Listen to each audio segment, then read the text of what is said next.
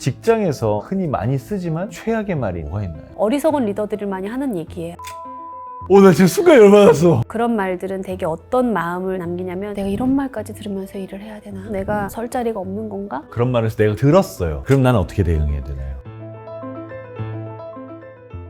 안녕하세요, 한석준입니다. 진짜 지식인들의 순도 높은 지식을 전하는 지식인 초대석. 오늘의 초대 손님은 리플러스 인간연구소의 박재현 소장님입니다. 안녕하세요. 자, 오늘은 나를 힘들게 하는 직장 상사와 어떻게 대화해야 되는가, 이 고민을 가지고 오는 사람들 굉장히 많을 것 같아요. 우리가 흔히 얘기하면서 MZ 사원과 꼰대 상사 뭐 이렇게도 얘기를 하지 않습니까? 이것도 프레임이란 프레임인데, 이런 관계에서 어떠한 종류의 문제가 제일 많이 오나요? 제가요, 최근에는 평균 연령 26.5세, 33살 이상이 아예 없는 회사를 간 적이 있었어요. 꼰대가 있어서 큰일이다라는 거예요. 도대체 누가 꼰대인가?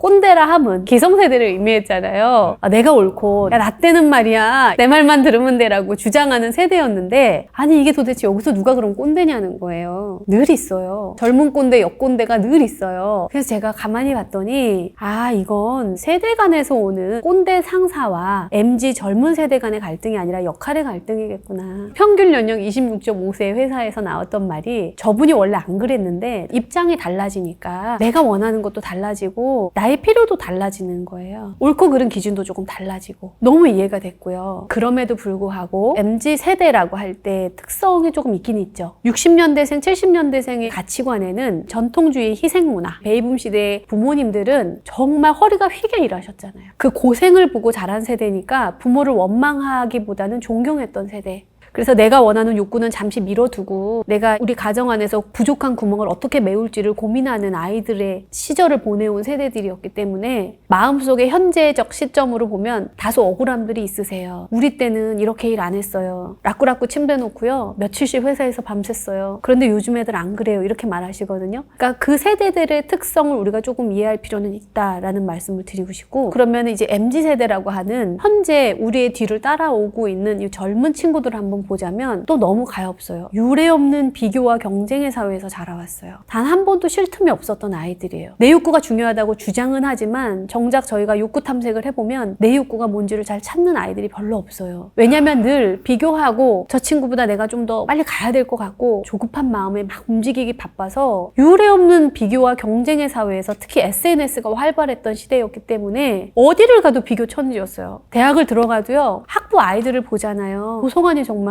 미어 터져요. 가끔 생각해봐요. 나 대학 시절 저랬나? 그래도 우리 때는 좀 낭만도 있고 대학 가면 미팅하고 소개팅하고 정신 없었죠. 근데 요즘의 아이들은 너무나 스펙 쌓기가 바쁘고 취업 준비에 정신이 없으니까 회사에 들어오잖아요? 그 자체가 이미 번아웃에 찰랑찰랑해요. 우리 주먹으로 보면 우리의 정신 상태가 에너지 레벨이 이렇게 꽉 차 있어야 되는데 거의 이 정도로 열려 있어요. 우울하고 불안하고 뭔가에 억울해 있고. 그러니까 조금만 불편한 말이 들려도 쉽게 터질 수 있어요. 두 세대 간의 갈등이라고 하면 어디에서 오느냐? 내 욕구를 주장하기 시작했다는 거, 내 욕구를 뒤로 미루었다는 거. 그러니까 어떤 말이 가장 불편할까요? 왜요? 제가요? 갑자기요? 그 질문에 대답을 또 잘 할 수가 없기 때문이에요.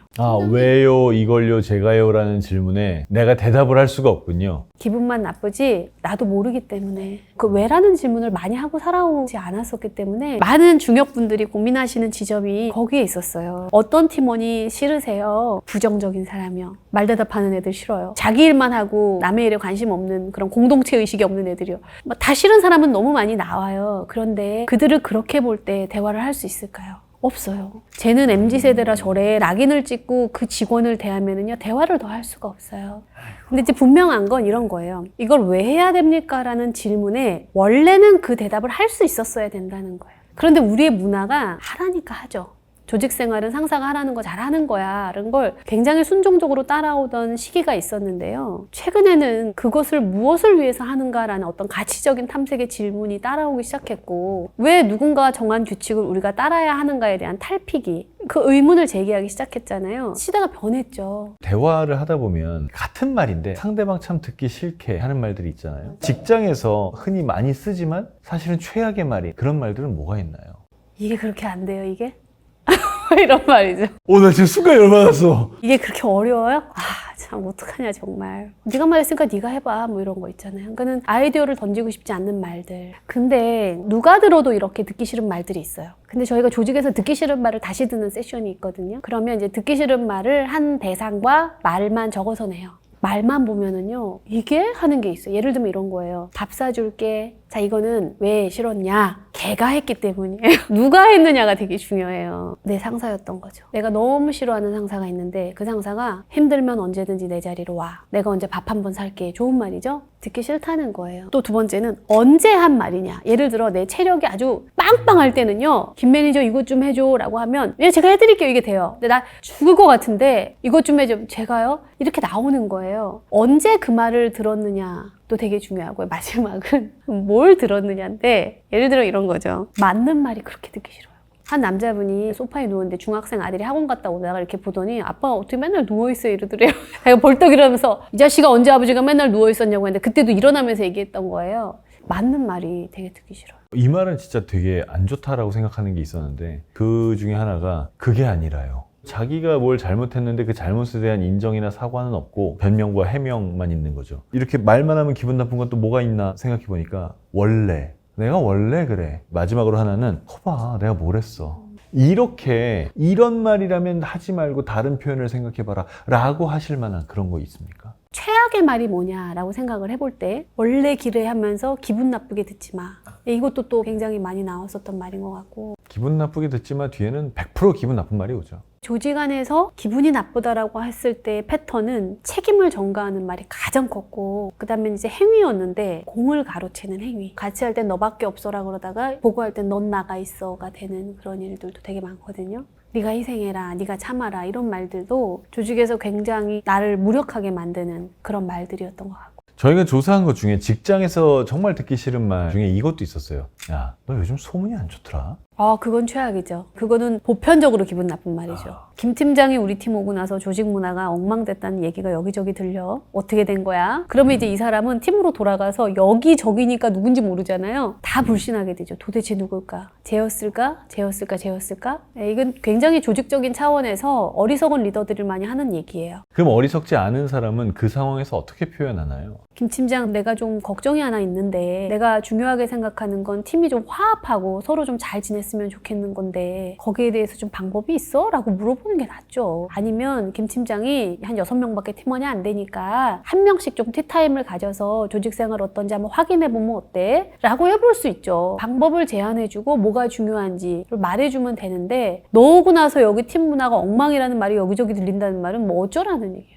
그렇게 얘기하는 사람의 마음은 내가 그렇게 보고 있으니 네가 좀 가서 잘해봐라 이거 아니에요. 근데 그걸 그렇게 표현했을 때는 그 결과가 잘하는 결과로 나오지 않겠군요. 안 나오죠. 왜냐면 그런 말들은 되게 어떤 마음을 상대에게 남기냐면 첫 번째는 두려움을 남겨요.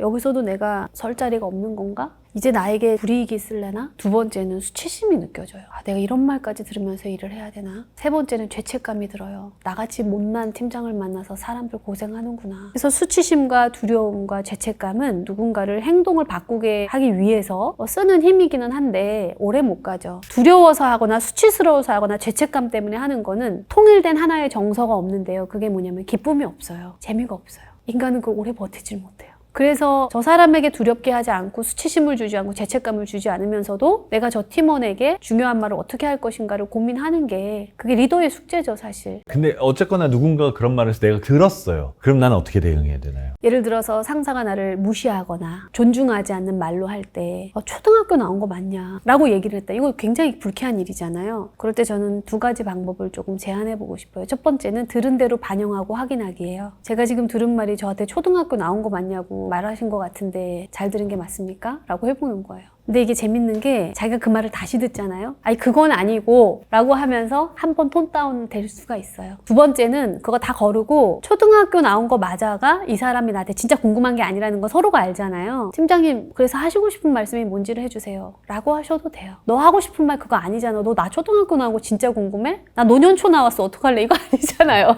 제가 잘 이해할 수 있게 중요한 말이 뭔지를 해주세요 라고 그냥 그걸 번역시켜 버리는 것도 하나의 방법일 수 있어요. 그럼 너 요새 삶의 태도가 안 좋다고 아주 여기저기서 말들이 많아. 그러면 삶의 태도가 안 좋아서 여기저기 말이 많은데 그래서 제가 어떻게 하길 바라시나요? 이거잖아요. 이게 조금 어려울 텐데 한번 같이 생각해 봤으면 좋겠는 게 그 사람도 누군가에게는 여린 사람이에요. 그 사람도 나처럼 그림자가 있고요. 그 사람도 센 척하지만 사실은 갑각류라서 그 안에 말랑말랑한 뭔가가 있거든요. 갑옷을 두르고 있을 뿐인데요. 우리가 가끔 상상을 해봐요. 저 사람이 젖꼭지를 물고 앵해앵해 하는 모습을 한번 상상해봐요. 그러면 어떤 마음이 느껴지냐면 연민이 조금 느껴져요. 저 사람도 나름의 삶에서 굉장히 인정받으려고 애쓰는구나. 나도 그렇구나. 그거를 대화 훈련을 하면서 조금 볼 수 있게 해드리거든요. 당신의 작은 수치심을 나눠보세요 하면서 인간적인 모습을 조금씩 보게 도와드리거든요. 그러면 우리 상무님이 발표가 싫어서 학부를 옮긴 줄 저 처음 알았어요. 막 이런 얘기가 나와요. 정말 발표하는 게 너무 싫었대요. 평생이 그게 고역이었대요. 그 얘기를 듣는 순간 왜 저렇게 보고서 폰트에 집착하는지를 이 팀원이 이해하는 거예요. 이제 그렇게 보면 개인은 누구나 연약한 모습이 있다는 연민이 생기고 연민이 생기잖아요. 이상하게 용기가 생겨요. 조금은 그래 내가 저 사람을 그렇게 겁낼 이유만은 아니구나. 그리고 이건 어떻게 보면 나의 마땅한 권리죠. 억울한 일을 겪거나 너무나 모멸감을 느낄 정도로 내가 무시를 당했다면 이게 쌓이면 독이 돼서 한 번은 방출을 해야 돼요. 계속 체내에 쌓이면 몸이 기억해서 그렇게 생긴 사람만 봐도 숨이 안 쉬어져요. 이걸 어떻게든 방출을 해야 되는데 따지거나 싸울 수는 없잖아요. 그 한마디 때문에 내가 그만두기도 쉽지 않잖아요, 현실적으로. 맞아요. 그러면 팀장님 저한테 초등학교 나왔냐고 물어보셨는데 제가 잘 들은 거 맞아요? 이렇게 한번 물어보는 거예요. 되게 어이없다는 식으로. 그러면 정말 악인이 아니고서는 아이 그건 아니고 아이 왜 이렇게 했냐고 하면서 말을 조금 이제 순화하시죠.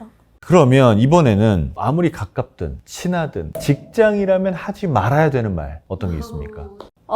진짜 이거 한번 해결하느라 애먹었었던 사건이 하나 있었는데 인센티브가 그랬어요. 제 교육생이셨는데 팀 평가가 제일 좋았어요. 그래서 자기도 개인 인센티브도 꽤 많이 받으셨어요. 근데 타 팀에 이제 자기 동기가 있었는데 둘이 진짜 중마고 같은 사이였어요. 입사 동기였고 이제 이 팀은 평가가 그렇게 좋진 않았단 말이에요. 그러니까 이제 술 한잔 하다가 야 우리 인센티브 한번 까자 이렇게 한 거예요. 근데 이분은 당연히 이분이 자기보다 더 많은 걸 알고 있었고 야 너가 나보다 많이 받았을 텐데 뭐 궁금하냐. 그러니까 이제 이분이 자기가 가장 상위 평가를 받은 팀장이었으니까 야 우리끼리 그래도 궁금할까 한번 까자 이렇게 된 거예요. 근데 이분이 더 많이 받았고 그래서 그거를 가지고 이분이랑 거의 결별했어요. 근데 이건 비밀을 사실 유지했어야 되는 일인데 이 사람이 너무 화가 나가지고 올린 거예요, 게시판에. 우리가 그 인센티브나 급여제도 같은 것들은 되게 민감하잖아요. 그거는 어떻게 보면 첫 번째 생계 욕구가 충족되는 아주 강력한 하나의 방법이기도 하고 급여라는 게. 그리고 중년기의 여성 남성들에게는 이 과업이 생산성이란 말이에요. 이때 나의 사회적 능력을 고양시키고 인정받고 주변의 평판이나 이런 것들은 그게 곧 자신의 셀프 이스팀인 거예요. 그러니까 돈이라는 게 돈 이상의 의미를 갖고 있는데 조직 안에서 가급적이면 그런 것들은 우리가 다 비밀로 요청이 되는 부분들이고 그래서 해야 될 말과 하지 말아야 될 말을 확연하게 나눠본다면 급여나 돈에 있어서만큼은 프라이버시를 서로 지켜주는 게 중요한 것 같고 그리고 이제 두 번째는 조직이라고 할지라도 개인적인 이야기들이 좀 나와요. 우리가 좋은 친구의 가장 확연한 차이가 그 친구의 고통을 떠들고 다니지 않는다 그랬잖아요. 조직에서도 내가 아끼는 팀원이고 나의 구성원이라면 그들이 경험하는 아픔들을 알게 되는 경우들이 있단 말이에요. 그거를 지켜주는 게 되게 중요해요. 되게 좋았던 리더 한 분이 계셨거든요. 아이가 발달장애가 있었어요. 그래서 이분이 일주일에 2번 정도는 시설로 가서 태워서 해야 되는데 거리가 꽤 있어서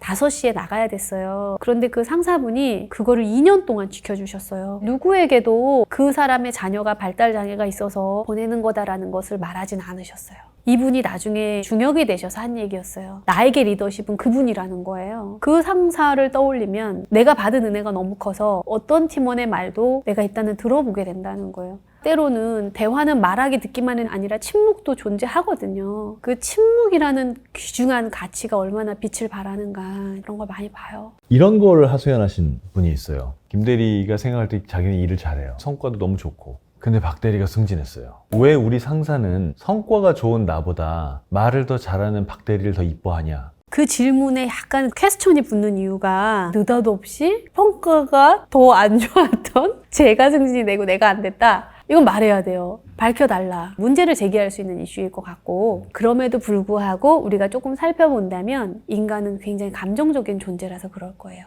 일 잘한다라는 그 평가가 팀원이 싫어지기 시작하면은요, 일 잘한다가 다른 말로 바뀌어요. 약삭 빠른 놈, 일만 하는 놈, 머리 쓰는 놈. 그런데 업무 능력은 다소 떨어지는데 저 친구가 나한테 와서 팀장님 오늘 기분 괜찮으세요? 점심 한번 제가 사드릴까요? 막 이러면 갑자기 좋은 점이 보이기 시작하면서 고가가 잘못됐어. 지금 당장은 숫자는 네가 더 세웠을지 모르지만 포텐셜은 얘가 있어 하면서 이 친구를 올려줬을 수는 있죠. 저도 처음에 사회생활 할 때 상사의 평가가 거의 지배적이었거든요. 근데 요즘은 이제 다면평가고 360도 라운드 피드백을 하고, 그러니까 상사의 평가만 올라가는 게 아니라 내 팀원들의 나에 대한 평가도 굉장히 중요한 척도가 돼서 저는 오히려 이런 생각을 많이 해요. 말만 잘하는 사람은 절대 성공할 수 없지만 일을 잘하는 사람은 대부분 말을 잘했다. 그래서 말을 잘하는 사람의 특징이 있었어요. 첫 번째는 이 사람들은 요구를 할 때 굉장히 구체적으로 표현하고 가급적 긍정적 단어를 쓰고 실현 가능한 이야기를 해요. 뜬구름 잡는 얘기를 안 하고요. 부정적인 표현을 안 해요. 예를 들면 그렇게 소극적으로 일하지 마. 이거는 굉장히 모호하고 부정적인 언어잖아요. 그런데 열정을 갖고 일해봐는 긍정적인 표현이긴 하지만 실현이 되게 어렵고 구체적이지가 않잖아요. 김대리 회의할 때는 우리 6명이 모두 들릴 수 있는 목소리로 말해봐. 그리고 말할 때는 돌아가면서 사람들 눈을 좀 쳐다봐. 이건 가능하면서 긍정적이면서 구체적이잖아요. 일을 잘하는 사람들은 대부분 이렇게 말을 해요. 그리고 두 번째 일을 잘하는 사람의 특징이 뭐냐면 격려를 잘해요.